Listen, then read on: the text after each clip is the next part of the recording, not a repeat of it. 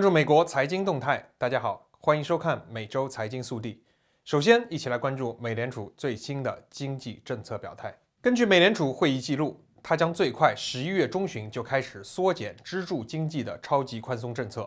会议记录显示，与会成员们认为美联储已经接近其实现的经济目标，很快就可由降低每月资产购买的步伐，让政策回归正常化。会议记录指出，与会者普遍认为，如果经济复苏基本保持在正常轨道上，那么明年中左右就将结束逐步缩表，可能是适当的。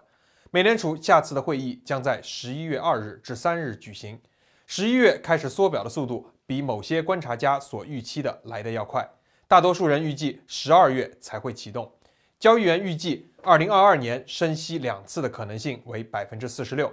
会议记录表示，大多数与会者都认为通膨的风险偏高，担心供应链中断和劳动力短缺可能会更持久，并对物价和工资产生的影响会比目前假设来得更大或更久。接下来一起关注美股本周的走势。优于预期的第三季财报提振三大股指本周上涨，道琼工业平均指数上涨382.2点，或 1.09% 至35294.76点。标普500指数上涨33.11点，或 0.75% 至4471.37点。纳斯达克综合指数上涨73.91点，或 0.5% 至14897.34点。三大股指本周全面走高，连带推升本月上扬。第三季财报季继续进行，高盛的业绩在营收和获利两面均明显超标，该股上涨 3.8%， 是道指和标普涨幅最大的股票之一。本周其他大型银行的财报也优于预期，金融巨头摩根大通、美国商银、摩根斯坦利和花旗集团业绩均超出预期。数据显示，到目前为止，在公布的第三季业绩，41家标普500指数公司中有 80% 每股获利超过预期。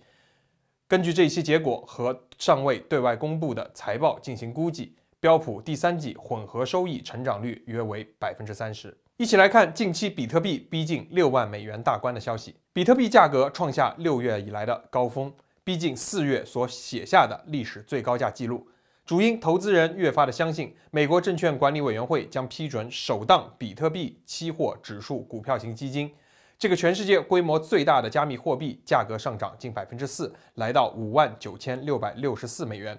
今年以来，比特币价格已经翻倍，如今已接近4月所写的64895美元的记录。引述熟悉内情人士报道，美国证管会已经准备核准首档比特币期货 ETF， 可望下周开始交易。亚洲加密货币交易所 AAX 研究与策略部主任凯斯林表示，比特币站上59000美元并非偶然，长期投资人已累积买进一段时间。继续关注加密货币市场的相关消息。根据分析显示，无论机构投资人对加密货币的看法是坚信不疑还是半信半疑，未来加密币的风险都可能逐渐渗入投资组合。根据 MSCI 分析，目前至少有52家公司多少都有加密币保险，这些公司合计代表 7.1 兆美元股票市值，包括加密币交易平台 Coinbase， 把比特币纳入资产负债表的电动车大厂特斯拉，以及初步涉入加密币市场服务的华尔街大银行摩根大通等。报告指出，数位资产行情瞬息万变，但是重要性日增，对投资人和企业带来各式各样的挑战。投入前必须先评估相关的环境、社会和公司治理风险，包括加密货币延伸的温室效应气体排放、加密币会计标准、整个网络如何运作、欠缺透明性等。接下来关注美国扩大风力发电的计划。拜登政府近日公布一项扩大离岸风电开发计划，将沿着东西岸与墨西哥湾建造7座大型离岸风电场，拟在2030年前设置300万瓦离岸风电，电力足以供给1000多万户家庭使用。内政部长哈兰德在波士顿举行风电产业会议上表示，希望在2025年前将加州、俄勒冈、纽约、南北卡罗来纳州、大西洋中部地区7州，还有缅因湾、墨西哥湾沿岸的联邦水域开发权租赁给风电开发商。美国可能只剩北极海岸看不到风电机。白宫并表示，完成这项目标将创造4.4万个就业机会和3.3万个相关领域的工作机会。根据报道，拜登正在向国会力推一项重大支出法案，包括一项1500亿美元的计划，将付钱给电力公司，让他们增购风能、太阳能等零碳排放发电。对于不照办的业者，将另有惩罚措施。接下来关注疫情下 IKEA 遭遇的供应链危机。全球最大的家具品牌宜家表示，该公司正在租赁更多的船只，购买货柜，并在各个仓储点之间重新安排货物路线，以努力缓解可能持续到明年的全球供应链中断的危机。该公司14日公布的创纪录的财报，因为限制居家消费的花费反而比疫情前更多。该公司也在减少某些产品的额外版本数量，以应对原材料短缺，来确保其热门商品的供应。IKEA 表示，8月底结束的上个财年，宜家所有门市和官网的产品和服务销售额总计487亿美元，较上年成长6%，比疫情前的2019财年成长1%。电商业务成长73%，占零售总额的26%，